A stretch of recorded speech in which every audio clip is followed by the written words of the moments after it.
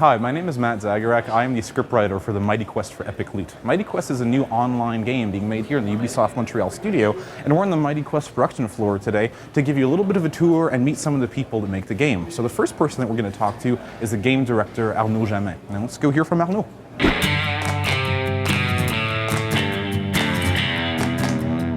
Donc mon rôle sur le projet, c'est de définir une vision pour l'équipe, mais de plus en plus, c'est d'écouter les idées de l'équipe et aussi les idées de la communauté qui émergent pour finalement enrichir la vision. Donc la force de Mighty Quest, c'est de mixer deux gameplays, un gameplay d'attaque hack and slash, addictif, avec des sessions courtes, et un gameplay de défense dans lequel le joueur va pouvoir utiliser sa créativité pour créer le château le plus meurtrier possible pour les joueurs qui vont entrer dans son château. The thing about video games actually can be pretty complicated to make. So that's why we're really lucky that we have really talented production people like my man Julien Champagne, who's going to talk to us a little bit now about some of the planning and organization that goes into making a game like the Mighty Quest for Epic Loot. So the biggest difference between a free-to-play and a retail game is the fact that a free-to-play production is never over. We have to keep feeding the game with new content to keep it alive. Just like any other game, it can take years for a free-to-play to find the perfect balance in its core game loop.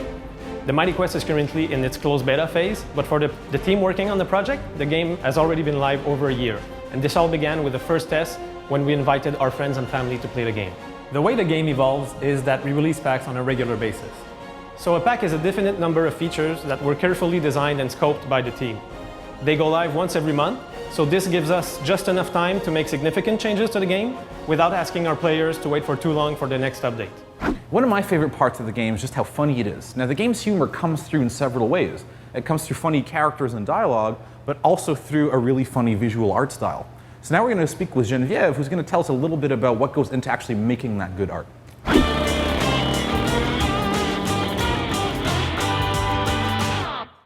So the game went through a few iterations. It used to be much more dark fantasy. Now it's got a much more offbeat humor. So how that transcribes is that we play a lot with the contrasts. We play with proportion, but especially contrasts. For example, we've got the Cyclops. He's huge, he's badass, he's going to kill you. At the same time, he looks super dorky and picks his nose. So that makes you love the characters. Right now we've got 3 themes, but we're really hard at work at making new themes with different looks. So if you want to have a gothic theme, you can have it. If you want to have a lava pit, you'll have it eventually. So it really is a way for you to have your own identity. So here's the thing. Mighty Quest is a free-to-play online game, but you got to keep the lights on in the studio as well as food on our table. So we're lucky to have really talented people like Maureen, who's going to talk to us in just a second, but all of the careful thought and consideration that goes into the game's monetization.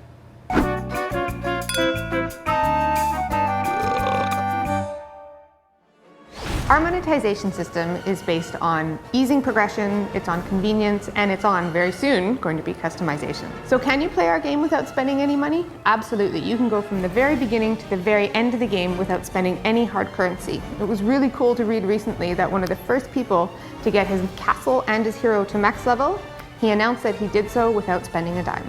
And what have we got for the most dedicated fans of Mighty Quest? Well, we have the 00 program. This is the original Opulencium program. It gets you early access to the beta, it gets you early access to the mage, which is our newest hero, and I have to tell you, he's very cool and fun to play.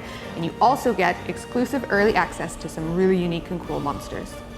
Now we've really gone and saved the best for last. This last person is definitely the most talented, handsome, interesting, and funny person in the whole team. And it's going to be a real treat for you to hear him talk, I think. Yeah, it's going to be great. Well, I take my influences in my writing on Mighty Quest from all over the place. I'm a big fan of film, of books, of other video games, obviously, but there are some TV shows in particular that are a huge influence on the writing that I do, and it's TV shows that combine fantasy with crazy situations and clever dialogue. One interesting thing about the character archetypes and their personality is that all of the characters in the game, all the main heroes, are all based on modern-day archetypes. So in the case of the knight Sir Painhammer, well, when I was writing the character, I like to think of him as an NFL quarterback, sort of like this razzle-dazzle kind of football player. Oh, yeah. Writing a game that's online multiplayer, like Mighty Quest, is obviously a very different prospect than writing a more traditional video game with acts, characters, narrative arcs, etc., which is not something that we really have in our game. What we do have in our game is a story that is built by players. The story of the game is really the story of players looting each other's castles, defending their loot against others, competing, bragging, showing off, and that, I think, is the real story of the game. Thanks very much for watching the video. That's all we have for you today, but stay tuned, there'll be plenty more to come really soon. So thanks a lot, take care.